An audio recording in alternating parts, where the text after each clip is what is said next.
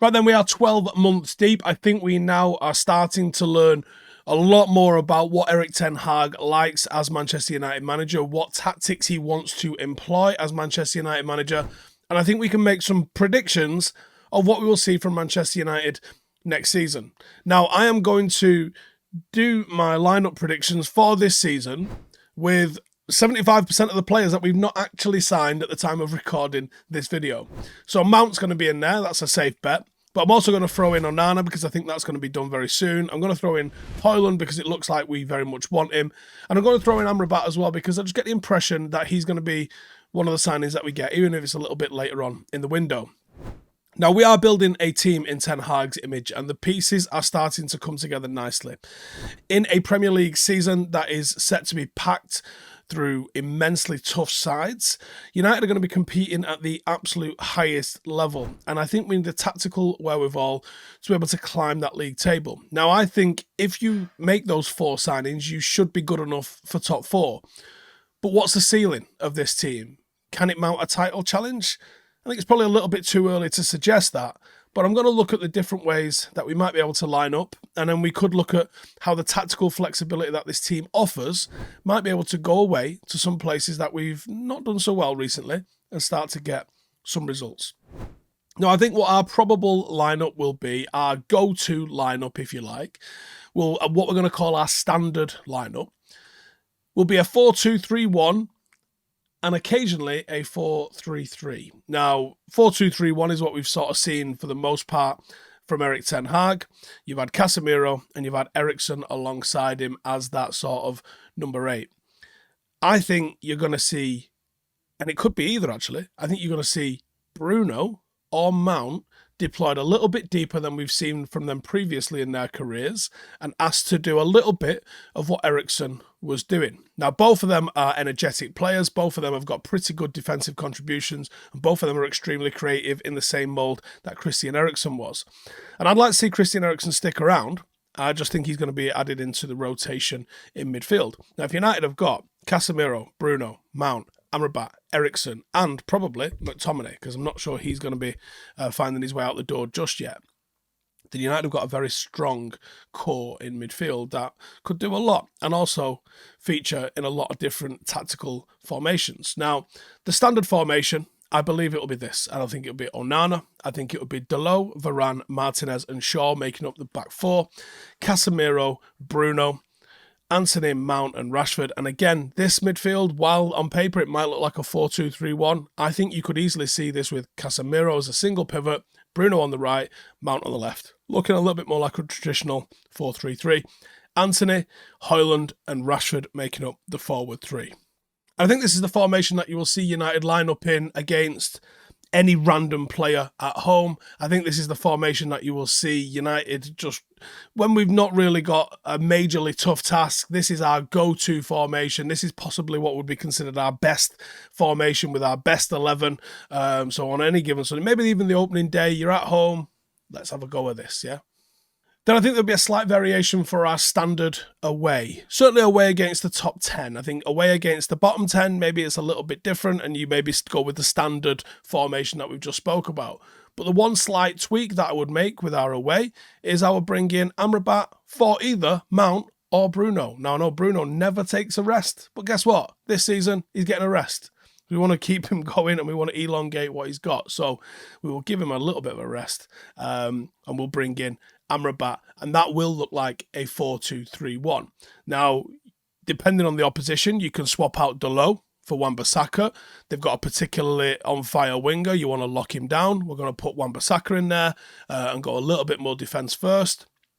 Be hard to beat, but still have the ability to beat them with our forward play. You've still got Bruno, you've still got Antony, you've still got Rashford, and you've got Højlund in the mixer as well now. So this team is capable of keeping clean sheets, but it's also capable of doing things offensively. It's just that slight tweak in midfield where you're expecting to have a little bit less of the ball and you want to be able to combat what they've got just a little bit. And Amrabat and Casemiro isn't exactly two Vinnie Joneses. It's two players that can actually play football, but they are a little bit more defensive minded than certainly Bruno or Mount would be. Now, taking that a stage further, you've got Anfield away, you've got the Etihad away. We shipped 13 goals there last season. We're not doing that this season, and we're going with a slightly tweaked formation to do so. So, obviously, we go with Onana in net. The back four, Wan-Bissaka, Varane, Martinez, and Shaw. No shocks there, I don't think. Casemiro and Amrabat, no shocks, no changes there. But this is where the changes happen. You might bring in Bruno on the right-hand side because you want his energy and his work rate and the guile to be able to nick you something. Maybe Mount comes in and plays in the number 10 role in this. And you throw Garnacho on the left for his direct running. And you go with Marcus down the middle so you can play a bit more of a counter-attacking game. When you line up against Kyle Walker with Marcus Rashford, you've nullified your best outlet, and we saw that last season. So let's go with Marcus down the middle, give Kyle Walker something to worry about with Garnacho dribbling straight at him rather than just straight pace. And United might have a chance of playing off the back foot a little bit there. We're not quite at the position with our team where we can just turn up to anywhere and just play our plan A. We have to tailor ourselves to the opposition a little bit, and I don't think that's a negative thing to do. So Alex used to do it, swap Nicky Butt in for Paul Scholes on a regular basis and keep the philosophy of the team largely the same. That's exactly what we're doing here. And then we've got another formation, a fourth formation that we haven't really seen Ten Hag play with at Old Trafford. He did it a few times at Ajax. Wasn't his go-to. His go-to was the 4-2-3-1, 4-3-3. But this team has started to lend itself to look like you could play a back three. Now, here's the back three. Varane, Martinez, Shaw. You have Dalot as one wing-back, Malacia as the other wing-back. You have Casemiro on a single pivot, giving you a nice build-up there. You've got 6 to build up with. And then you've got 4 very offensive players that can go and get you a goal. You've got Bruno. You've got Mount. You've got Rashford. You've got Højlund. This is a team that could go and really do some damage somewhere. Now, I know we're not really seeing too much of a back three, but we have the capability of playing it with the personnel that we've got at our disposal. So that's what I think United could be lining up in. There is a ton of different ways, and I think I want to look at a couple of individual players in this. So Mason Mount signing could be the key. It could be integral to pushing this United side to a lot more success. He offers a bit more flexibility and versatility and brings in set piece delivery, which we've not really had for a while. I think he probably replaces Eriksen in the starting lineup and gives us a tremendous amount of quality and balance to our play. Ten Hag can utilise him in several roles. Obviously, there's the possibility of our new number 7 playing as a winger at times, playing in the 8, and even as a 6 if it was required of him. Like we saw Christian Eriksen played there, and that's not Christian Eriksen's game, but we know that he's tactically versatile and he might be able to do that. Mount and Bruno could potentially occupy either wing. We've seen Bruno occupy both wings last season, acting as a bit of a wide playmaker if the game demands it. Both of them could do that. Both of them could, as we just talked about there in a back three, both of them could occupy the wing area in advanced positions and deliver crosses from wide areas to 2 strikers in Rashford and Højlund, giving you a lot of flexibility and a lot of options. And for Onana, right, what tactical flexibility are we getting out of a keeper, Steve? Surely he's just going to be in net. Well, yeah, but he could be revolutionary for us as well, because bringing him in is going to have a dramatic effect on the way we operate on the pitch. Our build-up and control should transform with Onana in the team. He is confident, he is aggressive, and the fact that he sweeps outside his box means that United are going to be able to play an extremely high line, knowing that someone behind us is going to steam out the box and smash anything that comes near him. Having Onana as number 1 should level the team up at least one level, but it definitely gets the team higher up the pitch in actual physical, real terms. The back line is going to have a keeper that they can trust, a lot more to deal with trouble, whether that is by sweeping or by claiming crosses. And his distribution, on the ball confidence, are probably the most standout things about him, and something that United fans who've not seen a lot of him are going to start to really recognise. Amrabat. Now, this is the one that looks the least likely to happen, but still quite likely to happen. Now, here's another transfer that United could be looking at bringing in, and it's one that's got a ton of upsides. Apart from the fact that his price is an absolute joke, he is tireless and versatile midfielder, and he was been lauded for his many defensive qualities. He gave a fantastic account of himself at the 2022 World Cup, where he was arguably his side's most important player. But for United, he'd be a massively valuable asset in the squad. And I don't think he would start week in, week out. I think he probably replaces Fred, who actually plays a lot. But he would get minutes in fixtures that you need a little bit more defensive solidity, or he can just be a complete rotation option. We saw that Casemiro played more games for Manchester United last season than he did for any of his time at Real Madrid. So maybe Casemiro doesn't need to be playing as many games, and it can give him the night off when needed. That'd be a massive asset for us to have to keep Casemiro running at that 10 out of 10 level. And then Højlund. Now, there's a lot of unknowns about Højlund. Inexperience is the biggest worry with him, but he is a dynamic centre-forward, and he could be sensational in this United side. He is a physical, pacey, dead-eye finisher, and that's all you want out of your striker. Højlund could be Ten Hag's ideal number 9. He's got all the characteristics to it, and his qualities are tied nicely together with being intelligent, instinctive forward, and that you can't buy. He loves to get involved in the team play. He loves to help overload the middle so you can pass it around and find free men, and then use the pacier players to get over the halfway line and start getting at a team's back four. He gives the centre-half something to think about. Do they follow him? If they follow him, does that mean like Rashford's going to sneak in behind me over here because I've just left a big gap? Do I not follow him? That means he's free. And he's a specialist in dragging opposition defenders out of position. That could really start to unlock our wingers as they get way more space because he's coming off the line and you have to worry about him.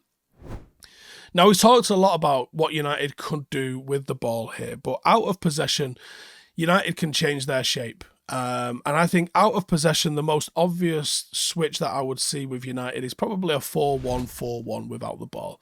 That allows for an aggressive counter press, and no matter what the circumstances, when United lose the ball, they can fight back and get it urgently and win that ball back. The change of shape provides cover for the defensive options, mainly Casemiro gets to sit off from the main line and go and plug gaps where they're needed. And United successfully win possession back high up the pitch. They've got players in position that can effectively do something with it. And they can also, if they do lose possession high up the pitch, transition from attack to defence, but also from defence into attack. The higher up the pitch the press, the more risk there is with that, but the higher the risk, the higher the potential reward. And you can press high up the pitch knowing that the defenders are quick enough to recover and the goalkeeper behind them marshals that 30-40 yard just in front of him and behind the defence. And if you've got players that want to play 1v1, Martinez, Casemiro, Varane are the ones you would trust to play 1v1. And like we said, in possession, Ten Hag's plans are starting to look clear. The base shape is 4-3-3, but you can go to a 3-2-5 in the build-up where Dalot comes and inverts. You can also do it on the opposite side where Luke Shaw comes in and helps, as we've seen like John Stones doing very effectively for Manchester City. You've got the 2-3-5 where the fullbacks are in the half spaces alongside Casemiro, and you've got the two defenders behind them, and then the rest of them are attacking. You've got a 3-4-3 iteration. You've obviously got the 3 at the back formation where it's 3 centre-halves that are lining up on the pitch. In possession of the ball, Manchester United have been undergoing a transformation, and there will be a noticeable, tangible percentile increase in how much Manchester United have the ball purely on the fact that Andre Onana is the number 1. United are going to aim to make every single possession purposeful and look to create a chance every single time they get the ball. Play starts from the back. That's what we did last season, even with David De Gea. You can bet your life we are going to do that even more. Varane and Martinez are completely comfortable. The fullbacks, even Wan-Bissaka, towards the end of last season, Wan-Bissaka was pulling tricks out. Do you know what I mean? We are really starting to get there. Play can be switched. You got the intention of making opposition adjust to what you're doing, and that's when you start to enter that upper echelon of teams. When you stop thinking about the opposition and the opposition starts having to go, how are we going to deal with Mount and Rashford? Like, okay, we're going to double mark Rashford. That leaves Mason Mount free. Okay, we'll double mark Mount and Rashford. Okay, well, who's going to mark Bruno? Right, okay, well, I'll get him, and okay, well, who's getting Højlund? That's when you start to become a problem. When gaps open, United are able to take advantage of that because we definitely have the quality to turn up and we can turn the heat up on any opposition. But we've got to close the gap on the likes of Manchester City. They're the high watermark in world football at the moment, whether we like it or not. The dynamics in the squad and the relationship look like they're starting to make us a lot more deadly. If both sides of the pitch can link up together from fullback to our wingers, it is a massive advantage for us, even against the toughest sides that we will face. Mount's signing stands out because I think he could really mesh with the players that we have brought him due to the adaptability that he offers. That the fullbacks are going to continue to play a crucial role in the way we operate on the ball.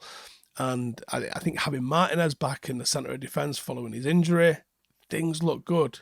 It's important we finish the rest of these signings, because even with just these few signings, Manchester United could surprise a few people. We look strong in defence. We look strong in midfield. We just got to make sure we look strong in attack, because we did all last season without a forward. This season, if Højlund can be relied upon and he can just put in a decent little shift, United could be a real force. Let me know your thoughts. I'll see you in the next one. Laters.